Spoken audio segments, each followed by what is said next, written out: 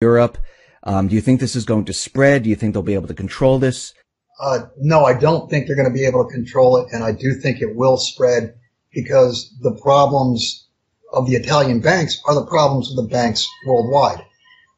It's truly a solvency problem, and it's coming to the forefront because of a liquidity problem. The lack of solvency is being discovered because of the lack of liquidity.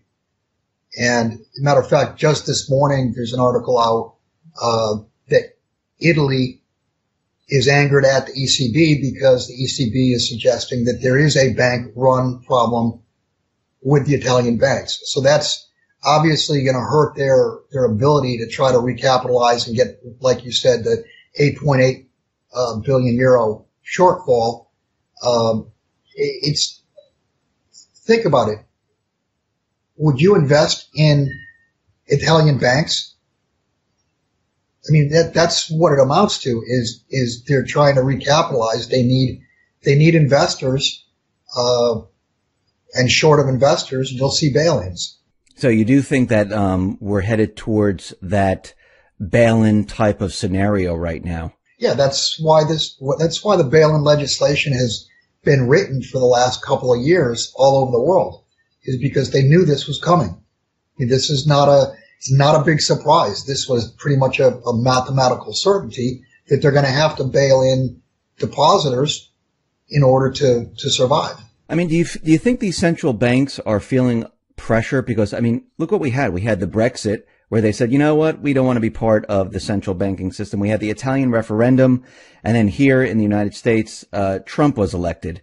So do you feel the central bankers are feeling pressure right now? Oh, absolutely. And plus we've got the French vote coming up. And then later in next year, we've got the German vote coming up.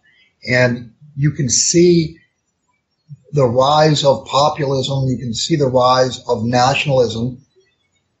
And that's simply because people are feeling the bad economy. People know that there's something wrong. And that something wrong are the policies that were put forth by the globalists. And it's being rejected. So with a French exit and who knows with Germany, I mean, you could see the European Union begin to dissolve. Do you think the central bankers will let it get that far? Do you think they'll let these countries go? Because right now, if we look at England, the UK, they had the referendum, the Brexit referendum, but they haven't initiated Article 50 as of yet. Right. You're asking if the central bankers will let it get that far. The central bankers can't control it. The central bankers' monetary policy got us, not just monetary policy, fiscal policy also, but monetary policy got the world to where it is now. And there is no monetary policy that's going to be able to change the mind of voters. The only way to change the mind of voters is to rig the voting machines. And I mean, the voters feel it. They know it. They sense it in their gut. They see it in their paycheck. They see it by the loss of jobs, etc. And monetary policy is not going to turn that around. If monetary policy could create nirvana, we would have had nirvana many, many years ago and things would be perfect. They're not. That is true. I wanted to get onto gold here, and we see gold around 1100. In the beginning of the year, gold was doing quite well. It was, 1300 plus. And ever since the midsummer or so, it's been dropping off. Why do you think that gold is going the opposite direction at this point? First off, manipulation is no longer conspiracy theory. Manipulation is currency fact. You've had Deutsche Bank admit to manipulation in silver and gold. You've had, HSBC, UBS. You've had a bunch of banks admit to manipulation. So us crazy tinfoil hat wearing conspiracy theorists have been proven right, and we've said all along that paper contracts on the COMEX, paper contracts on the LBMA are being dumped wholesale in order to suppress and push the price down. And those paper contracts are not gold. There's no gold behind those contracts. We are seeing $20 to $40, $50 premiums of the cash Shanghai market over COMEX and LBMA. And I've said this many, many years ago that when the COMEX game ended, you would see a big spread between cash and physical. I'm sorry, the paper and the physical, and that would begin to widen. And it is, if you look at silver, it got to over a $2 spread. That's over 10%. So a spread of $2 on silver is more than enough to arbitrage. And that arbitrage is going to wipe out the inventories, the physical inventories. And that will spell the end.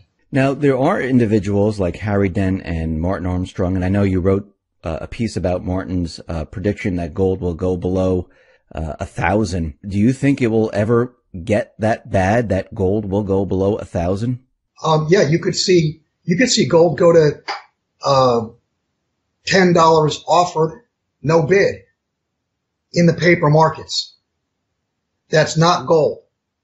Physical gold, I don't think you'll see go below $1,000 an ounce. When you're trading real gold, and you got to understand there's a big difference between real gold in your hand and a contract. Contracts are made to be broken. I do want to mention, as far as you brought up Harry Dent and Martin Armstrong.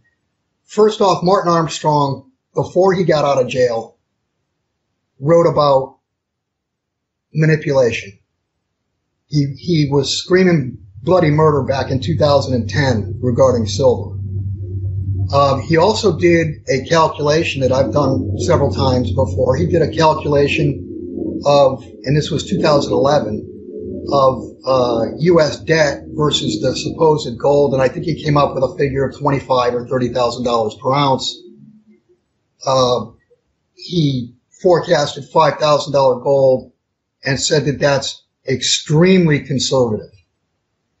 He more recently wrote once he got out of jail, he's been a gold basher ever since.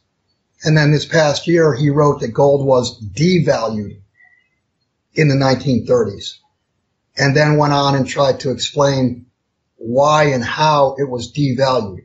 Well, that's just plain false. That's completely false. Gold was revalued 71% higher in 1934. Gold was the best place to have money during the Depression. In a true deflation, what you want is you want money and liquidity, and gold is both.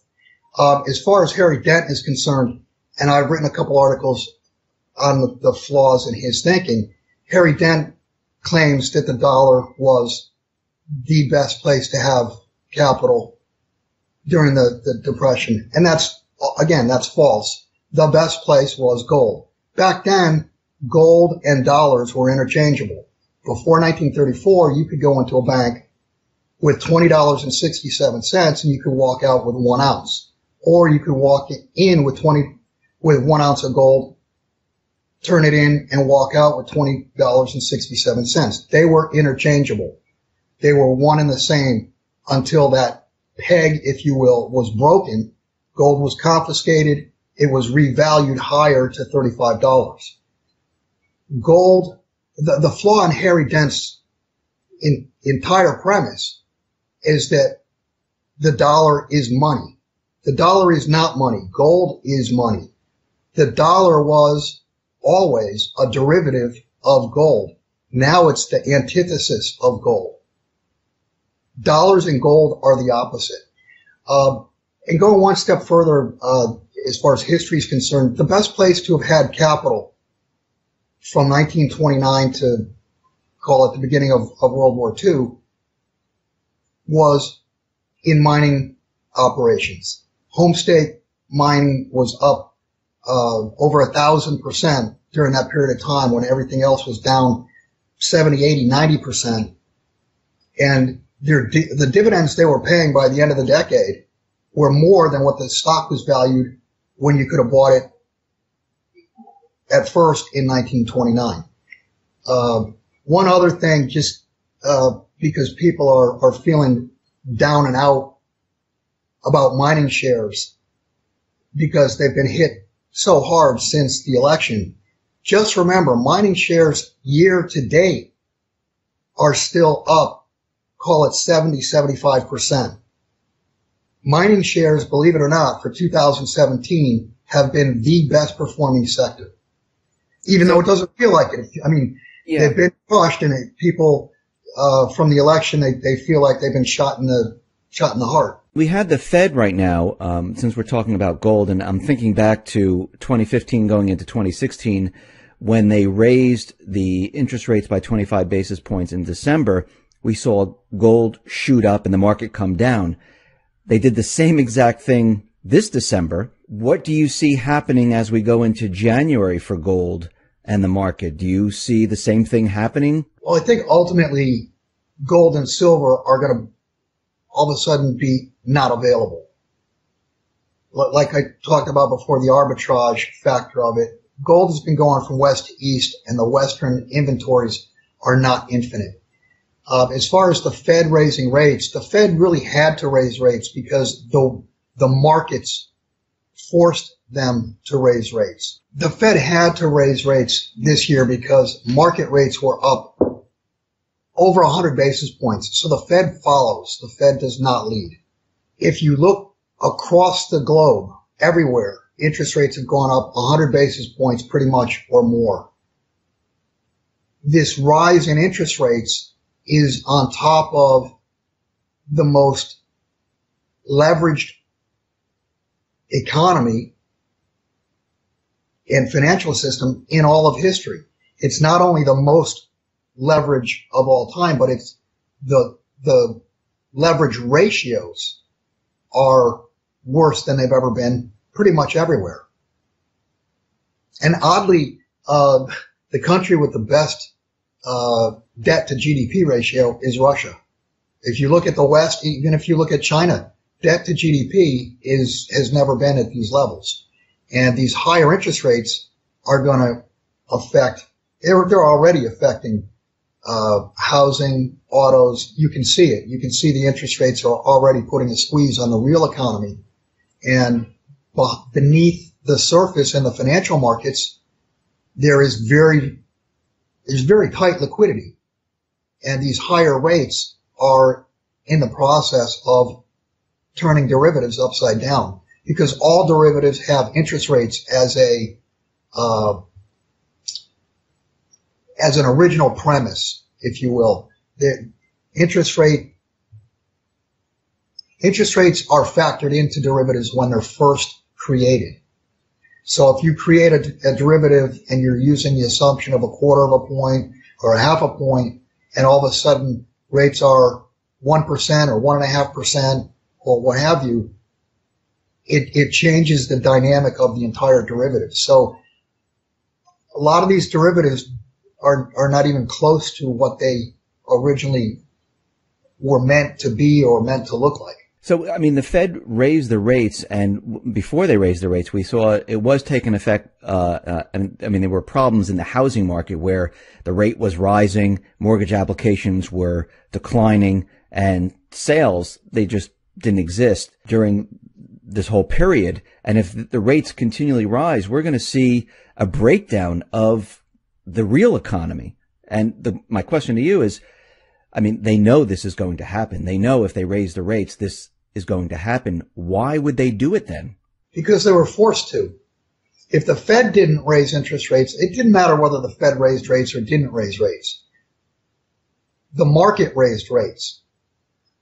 It doesn't matter what the Fed did or didn't do. Mortgage rates went up. So if they didn't raise rates, they would look like fools.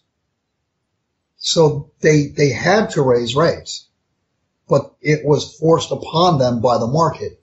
And higher you're right. Higher interest rates you can see it. It's already crushing the real estate market.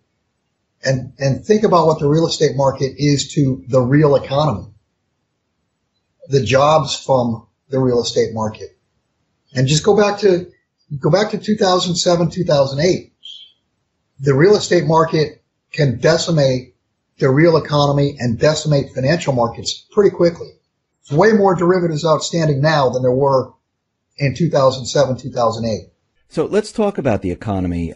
We see that prior to the elections, they brought the unemployment rate down to 4.9%. We know that was for the elections to say, hey, look how great the economy's doing. And then we saw GDP move up to 2.9%.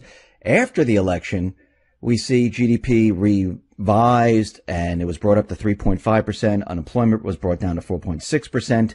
And we see the stock market continually going up and up and up and up, making it look like everything is absolutely fantastic.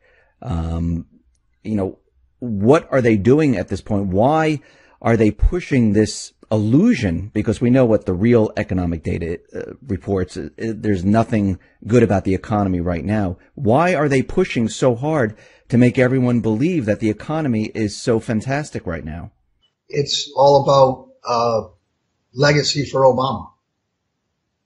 I mean, the numbers, they held the system together. The numbers, the 4.9% unemployment rate, this latest GDP growth of 3.5% or whatever. Not one year did we have 3% growth. The growth numbers that they have put out over the years are clearly bogus. The unemployment numbers are clearly bogus. All you have to do is go to John Williams' shadow stats and you can see what's really going on. We've been in, I wouldn't even say we ever recovered.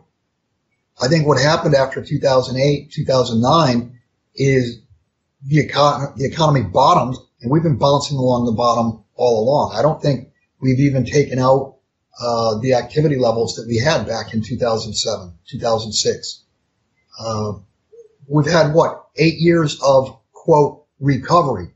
Have you heard the word in the last 8 years? Expansion? Never heard that. The typical business cycle, when the business cycle was working before we got to debt saturation, and that's the reason we're no longer expanding because there's too much debt and growth gets spurred by debt, but the incremental debt is not creating growth. But if you go back, these last 8 years, there has been no expansion. There's been truly no recovery. What you saw was the economy, they arrested the decline and they were able to band-aid and keep the financial system together. And I think what you're going to see is, within the next couple of weeks, next couple of months, I think you're going to see some truth start to come out and the curtain be pulled back. And the real picture of where we really are is ugly. And I've said all along, we are completely ripe, completely primed for a collapse in economic terms, in financial terms, in all terms. So when you say the truth come out and the curtain pulled back, what do you mean by that? Well, let's just stick on the economy. The economic numbers have been completely bogus. Like I said, just go to John Williams, he's a number crunching, bean counter that doesn't take one side or the other. He just wants the real number. And the unemployment numbers, if they were calculated the way they were back in the 70s and 80s, would be upwards over 17%. So those are severe recessionary, if not depressionary numbers. And the growth numbers of, continually 1, 2, 2.5% or whatever, they've been continually flat to negative. And the way they rig those is by rigging the inflation number. Do you think Trump already knows what the real economy is, or do you think? Absolutely, he knows. So he knows what's happening behind the scenes. He knows that. He absolutely knows that he's being made captain of a plane with no fuel left. He knows this is going to go down. And I've said the best thing, well, the second best thing, I think the best thing about Trump winning the election will be who and what his picks are for the Supreme Court. Beyond that, we are going to collapse. It's a mathematical certainty that the financial markets are going to collapse. And my thought process is at least we have someone leading the country who hopefully believes in the rule of law. I mean, had Hillary won or the Obama be able to go another 4 years or whatever, you could see the rule of law going away. And the rule of law for the average person would have been steamrolled. And I mean, with Trump as president, it's still not going to be a rose garden. But at least I hope and I believe there will be some fairness and adherence to the laws that are on the books, and they will apply to everyone. I mean, we're getting word from J.P. Morgan Chase and the central banks where they're warning that, if Trump puts his policies, his economic policies forward, we might see a turn in the market in 2017. Do you think this is going to be payback under Trump, saying, okay, listen, we didn't get what we wanted. He's not listening to us, so we're going to bring this down under him and blame him for all of this? Well, that goes along with the theory Jim Sinclair put forth when he simply asked the question is, will the machine work for Donald Trump? Will the machine work for him? And I think the answer is no. I think they've stretched it as far as they can. They're not going to be able to hold it up one way or the other. So why not just pull the plug? And you got to understand, this big money that you're talking about is already positioning themselves short the market, probably short bonds, certainly short or long silver and gold. They're pre-positioning themselves now for the plug being pulled. They'll make money. They'll still make money as markets collapse.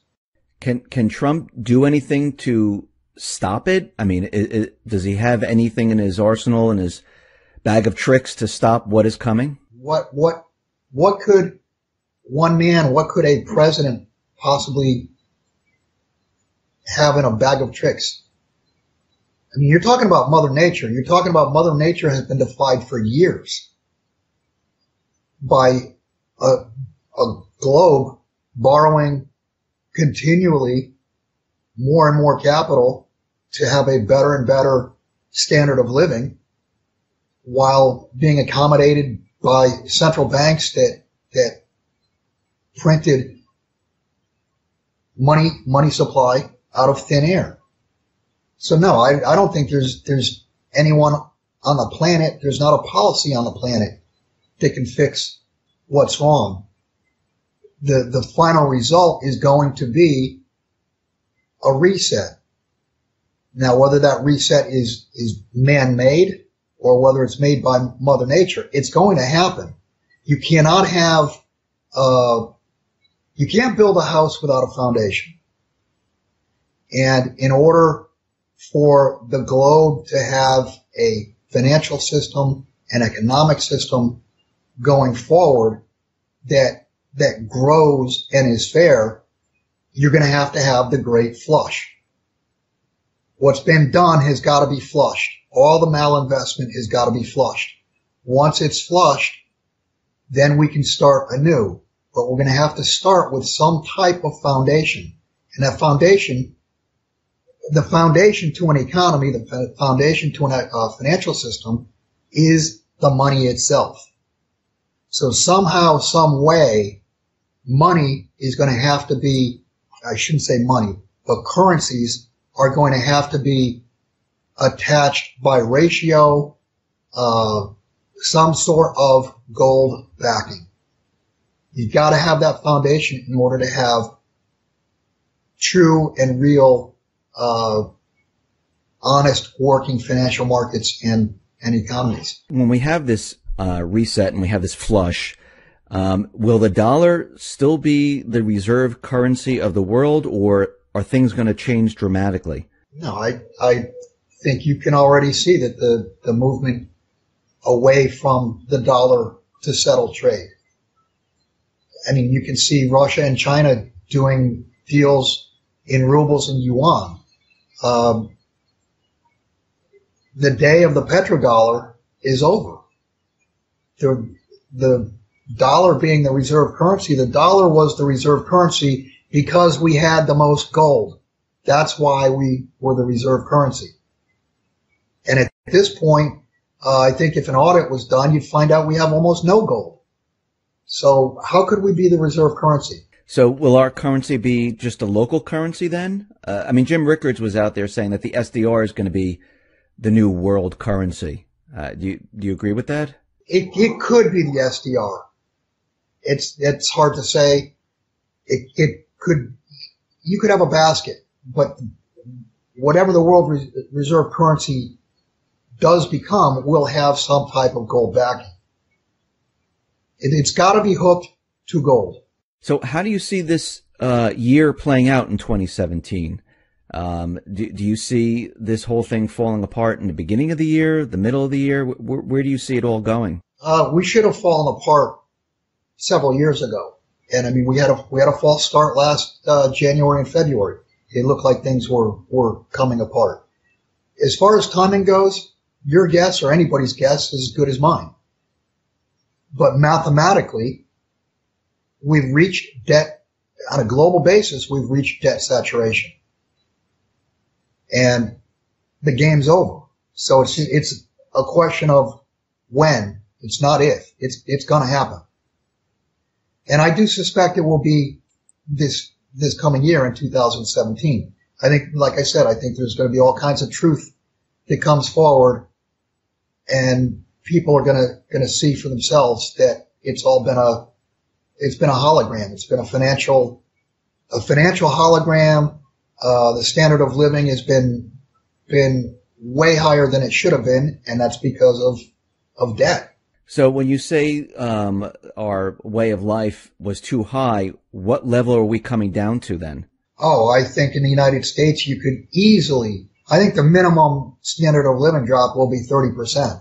And I think you could see easily a 50% drop or as much as 70% drop in our standard of living. We've lived way beyond our means for the last, 50, 60 years, as long as the country has run deficits. A deficit, when a country runs a deficit,